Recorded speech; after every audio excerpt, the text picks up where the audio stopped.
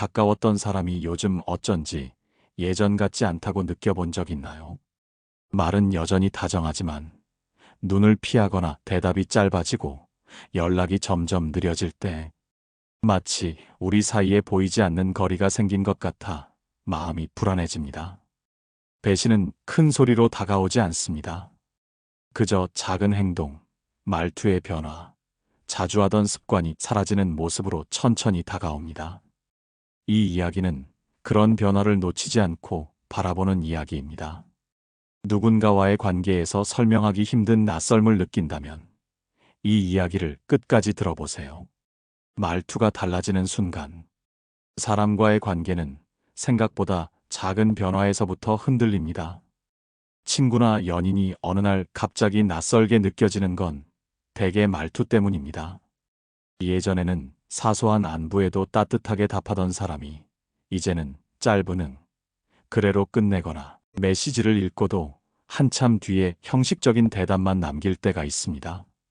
그때 우리는 묘한 불안감을 느끼며 스스로 묻습니다. 내가 뭘 잘못했나 아니면 그냥 바빠서 그런 건가? 얼마 전 한 지인이 이런 이야기를 들려줬습니다. 오랫동안 함께 일했던 동료가 갑자기 변한 것 같았다고요.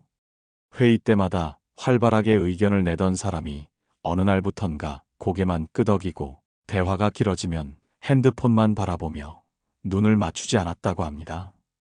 겉으로는 여전히 친절했지만 그 친절이 마치 의무처럼 느껴져서 더 어색했다고 했습니다. 결국 그 동료는 다른 팀으로 옮길 준비를 이미 마친 상태였습니다. 마음이 떠난 행동은 이렇게 조용하게 변화를 드러냅니다. 어떤 철학자는 말했습니다. 사람의 본심은 말이 아니라 말과 말 사이의 침묵에서 드러난다. 우리가 배신을 느끼는 순간도 그렇습니다. 말이 오가고 있지만 그 안에 진심이 비어있는 침묵이 흐르기 시작하는 겁니다. 예전에는 함께 웃던 농담이 이제는 건조하게 흘러가고 관심을 보이던 사소한 일에도 더 이상 반응하지 않게 됩니다. 배신의 시작은 이렇게 미세하고 조용하게 찾아옵니다. 눈빛이 흔들리고 대화가 짧아지고 행동이 부자연스러워질 때 우리는 그 변화를 먼저 감지합니다. 하지만 이상하게도 그들은 더 잘 웃으려 하고 더 친절하게 행동하기도 합니다. 마치 달라진 자신을 들키지 않으려는 듯 말이죠. 그래서 그 친절이 오히려 더 낯설고 불안하게 다가옵니다. 혹시 지금 당신 곁에 누군가가 예전과 다른 리듬으로 말을 하고 있지 않나요? 그 미묘한 어색함이 바로 관계의 변화를 알려주는 신호일 수 있습니다. 그러나 그 신호를 무조건 배신으로 단정할 필요는 없습니다. 때로는 그들도 스스로의 마음을 정리하는 중일 뿐 아직 떠난 게 아닐 수도 있으니까요. 말투에 숨어있는 마음의 거리. 사람의 진심은 말 속에 다 담기지 않습니다. 오히려 목소리의 높낮이, 말하는 속도, 그리고 말끝의 떨림에서 더 많이 드러납니다. 배신을 준비하는 사람들은 대체로 큰 변화를 감추려 하지만 말투가 먼저 달라집니다. 예전엔 괜찮아? 라는 물음에 따뜻한 관심이 묻어났다면 이제는 형식적인 응, 괜찮아로 대답할 뿐입니다. 한마디 안에 담기는 온도가 확연히 달라진 것이죠. 가장 흔한 변화는 대화의 길이입니다. 함께 나누던 긴 대화가 어느 순간부터 짧고 단답형으로 줄어들 때, 그리고 대화의 속도가 빨라지거나 피상적으로 흐를 때 우리는 거리감을 느낍니다. 말을 이어가려 하지 않는 태도는 이미 마음이 다른 곳에 가 있음을 보여줍니다. 독일 철학자 프리드리히 니체는 말했습니다. 사람 사이의 침묵은 거짓보다 더 많은 것을 드러낸다. 우리는 그 침묵이 만들어내는 공기를 더 빨리 감지합니다. 얼마 전 오랜 연애를 끝낸 한 친구가 들려준 이야기가 있습니다. 그는 여자친구의 마음이 이미 식었다는 걸 대화에서 느꼈다고 했습니다. 평소에는 하루 종일 이어지던 대화가 어느 날부터 끊기기 시작했고 연락을 하면 응, 알았어 같은 짧은 답장만 돌아왔습니다. 심지어 예전처럼 농담을 던져도 웃는 대신 건조하게 그렇구나라는 말만 돌아왔다고 합니다. 그때 그는 직감적으로 깨달았다고 했습니다. 아, 이제는 내가 그녀의 이야기에 더 이상 설레는 존재가 아니구나. 배신은 종종 말투의 친절함 속에서 감춰집니다. 그들은 차가워졌다는 것을 들키지 않기 위해 오히려 더 부드러운 목소리로 말하고 형식적인 친절을 내세워 예전과 다르지 않다는 듯 행동합니다. 그러나 그 친절은 오래된 사진처럼 빛이 바랜 온기입니다. 가까운 사람일수록 우리는 그 차이를 본능적으로 느끼게 됩니다. 어쩌면 지금 당신도 누군가의 말 속에서 그 미묘한 변화를 느끼고 있을지 모릅니다. 말투가 너무 짧아졌거나 웃음이 억지스럽게 들리지는 않나요? 우리는 그런 작은 차이를 무시하려 하지만 마음은 이미 정직하게 신호를 보내고 있습니다. 행동으로 드러나는 배신의 기척. 배신은 말보다 행동에서 더 선명하게 드러납니다. 말은 얼마든지 다정하게 꾸밀 수 있지만 행동은 그 마음을 숨기지 못합니다. 가까운 사람일수록 사소한 행동 하나에도 이전과 다른 온도가 느껴지지요. 예전에는 함께 있을 때 웃으며 눈을 맞추던 사람이 이제는 자꾸 시선을 피하거나 휴대폰을 보는 일이 많아집니다. 약속을 잡을 때도 예전처럼 적극적으로 시간을 내주지 않고 이번 주는 힘들 것 같아라는 말이 점점 잦아집니다. 이런 핑계가 쌓이다 보면 우리는 스스로도 느낍니다. 이제 내가 그 사람의 우선순위에서 밀려나고 있다는 것을. 프랑스 철학자 장 자크 루소는 말했습니다. 사람의 마음은 말이 아니라 습관에서 가장 먼저 변한다. 관계가 식는 순간은 이렇게 사소한 습관의 끊어짐에서 시작됩니다. 매일 하던 전화가 하루, 이틀 빠지고 함께하던 식사 시간도 어느새 약속이라는 이름으로만 남게 됩니다. 한 직장인의 이야기를 들어볼까요? 그는 평소 친하던 상사가 최근 몇 달 동안 달라진 걸 눈치챘다고 했습니다. 예전에는 회의가 끝나면 따로 불러 의견을 묻곤 했지만 요즘은 그저 형식적인 피드백만 던지고 자리를 피했습니다. 어떤 날은 대화를 시작하려고 하면 서둘러 다른 일거리를 이유로 자리를 떠나곤 했다고요. 결국 그 상사는 이미 다른 팀으로 옮기기로 결심한 상태였고 그 변화가 행동에 고스란히 배어 있던 겁니다. 배신하는 사람의 행동에는 공통점이 있습니다. 그들은 갑자기 연락이 뜸해지고 대화를 이어가려 하지 않으며 함께 있는 자리에서도 마음이 딴 곳에 가 있는 듯 산만해집니다. 겉으로는 여전히 예의를 지키고 친절하게 행동하려 애쓰지만 그 속의 공허함은 숨길 수 없습니다. 우리는 그 공허함을 말보다 더 먼저 알아차립니다. 혹시 당신도 요즘 주변 사람 중 누군가가 자꾸 멀어진다고 느끼나요? 그렇다면 말보다 행동을 바라보세요. 짧은 대화 뒤에 남는 침묵, 자꾸 미뤄지는 만남, 피하는 눈빛은 이미 많은 것을 말하고 있습니다. 배신을 준비하는 사람의 심리와 신뢰가 무너지는 순간, 배신은 어느 날 갑자기 일어나는 일이 아닙니다. 그 시작은 마음속에서 조용히 싹 트고 그 마음이 언젠가 행동과 말투로 스며나옵니다. 겉으로는 아무렇지 않게 웃고 있지만 마음속에서는 이미 거리를 계산하고 있는 사람들의 표정은 묘하게 낯설어집니다. 그들의 친절한 말 한마디조차 얄팍하게 느껴질 때가 있습니다. 배신을 준비하는 사람들은 이상하게 더 조용해지고 혹은 지나치게 밝아집니다. 마치 달라진 마음을 감추기 위해 애쓰는 듯한 그 온도차가 오히려 마음을 불편하게 만듭니다. 누군가는 갑자기 연락이 뜸해지고 또 누군가는 습관처럼 하던 행동을 멈춥니다. 이 모든 것들은 작은 조각처럼 흩어져 있다가 어느 날 하나의 그림으로 완성됩니다. 그리고 우리는 깨닫게 됩니다.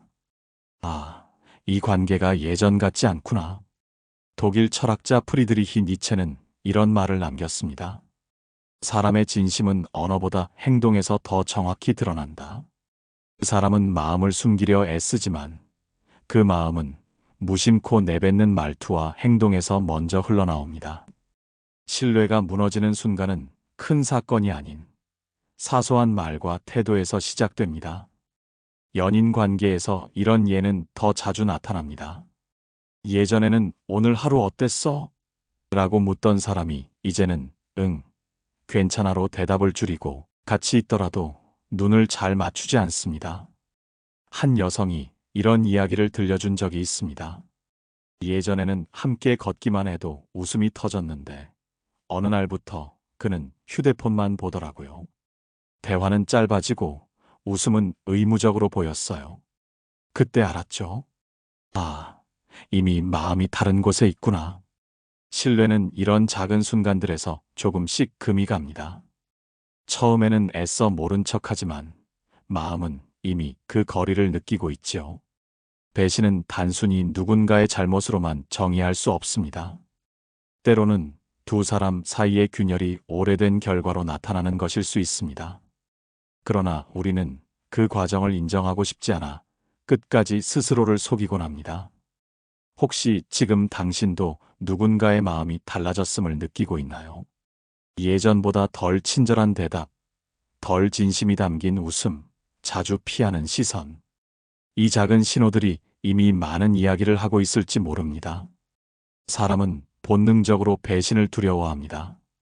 누군가가 등을 돌린다는 사실은 단순한 거부감 이상의 상처를 남깁니다. 이는 우리가 관계를 통해 존재를 확인하기 때문입니다. 내 이야기를 들어주고 내 감정을 공감해주던 그 사람이 더 이상 같은 자리에 없다는 건 마치 나 자신이 거절당한 듯한 고통을 줍니다. 니체는 말했습니다. 인간은 상처에 민감한 존재다. 상처를 피하려고 진심마저 숨긴다. 우리가 배신을 두려워하는 이유는 결국 상처받는 자신을 미리 방어하려는 마음에서 비롯됩니다. 그래서 관계에서 상대의 작은 변화를 과도하게 해석하기도 하고 불안한 마음이 오히려 관계를 더 서먹하게 만들기도 합니다. 직장에서 믿었던 동료가 다른 기회를 찾아 떠나는 상황을 생각해 볼까요? 그는 분명 자신의 길을 위해 나아가는 것이지만 남겨진 사람은 묘한 배신감을 느낍니다. 왜 나한테 미리 말하지 않았을까? 혹시 내가 믿었던 건 다 착각이었나? 이런 생각이 꼬리를 물고 결국 관계는 더 멀어져 버립니다. 배신에 대한 두려움은 우리를 약하게도 때로는 강하게도 만듭니다. 그 두려움을 인정하고 바라볼 수 있을 때 우리는 조금 더 관계를 냉정하게 이해할 수 있게 됩니다.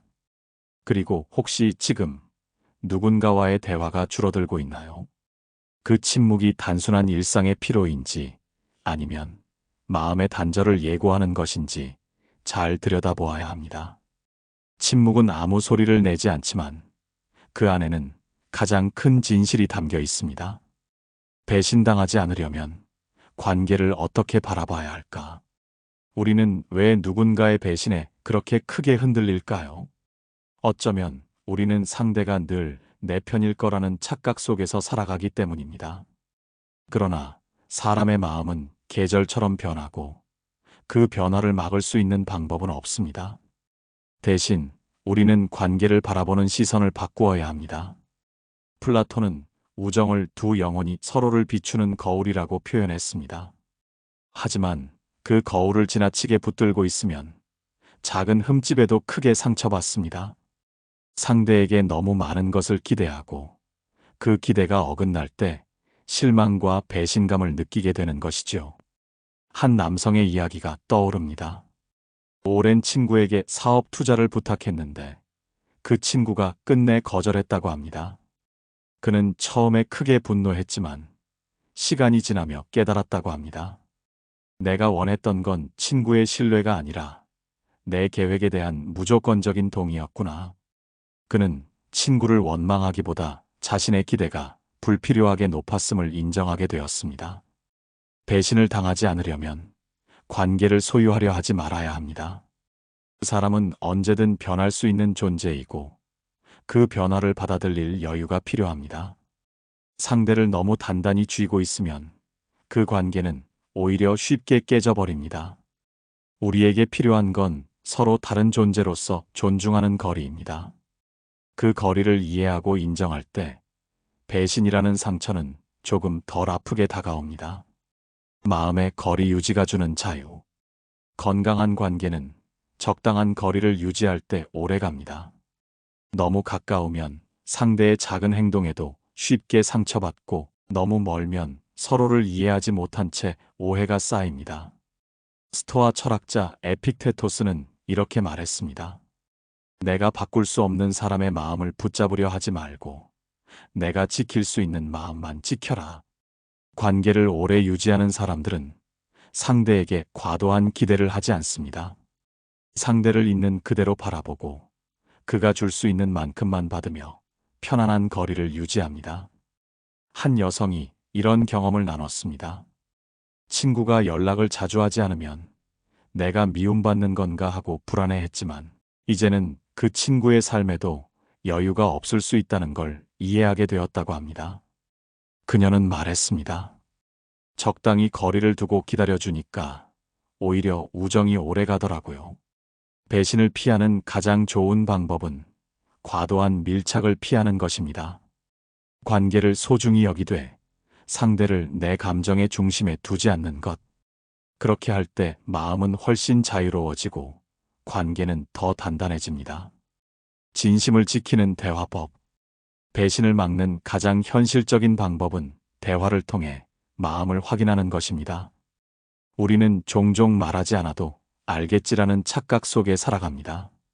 하지만 관계는 생각보다 쉽게 오해를 만들고, 그 오해는 말하지 않으면 배신감으로 커져버립니다. 덴마크 철학자 키에르케고르는 이렇게 말했습니다. 진실은 언제나 마음속에 있지만 그것을 꺼내 말하지 않으면 거짓처럼 변한다.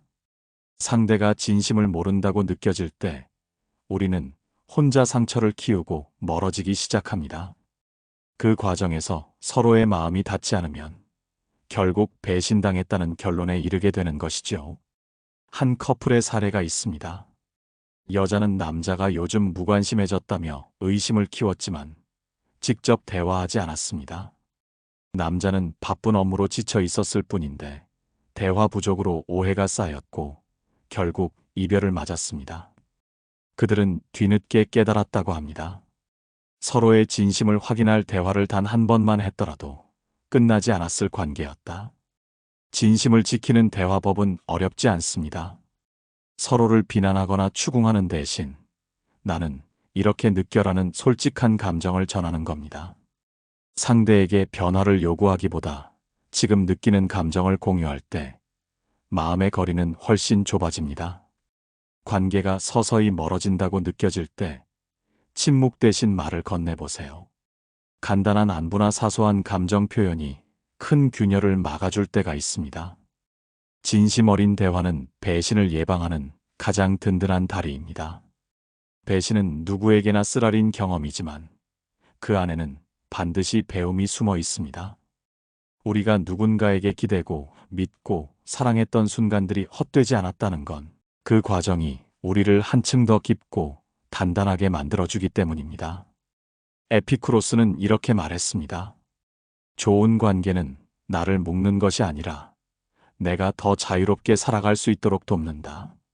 배신을 경험했다는 건 그 관계가 이미 우리의 성장과 자유를 막고 있었을지도 모른다는 신호일 수 있습니다. 우리는 그 상처를 통해 관계를 어떻게 바라봐야 할지, 무엇을 놓아야 할지 배웁니다.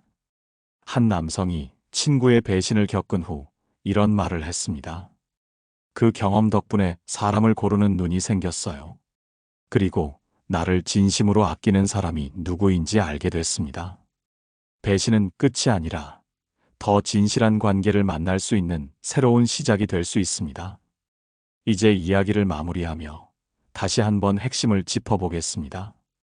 배신의 신호는 말투와 행동에서 서서히 드러나며 신뢰가 무너지는 과정은 대체로 작은 침묵과 오해에서 시작됩니다. 그러나 배신을 막는 방법은 단순합니다. 적당한 거리, 솔직한 대화, 그리고 기대보다 존중을 우선하는 마음. 이 세 가지가 있다면 어떤 관계도 조금 더 단단해질 수 있습니다. 긴 이야기 끝까지 들어주셔서 감사합니다. 이 영상이 마음에 닿았다면 좋아요와 구독을 눌러 다음 이야기도 함께 해주세요. 당신의 관계가 조금 더 따뜻해지길 바라며 오늘 이야기를 마칩니다. 철학의 울림이었습니다.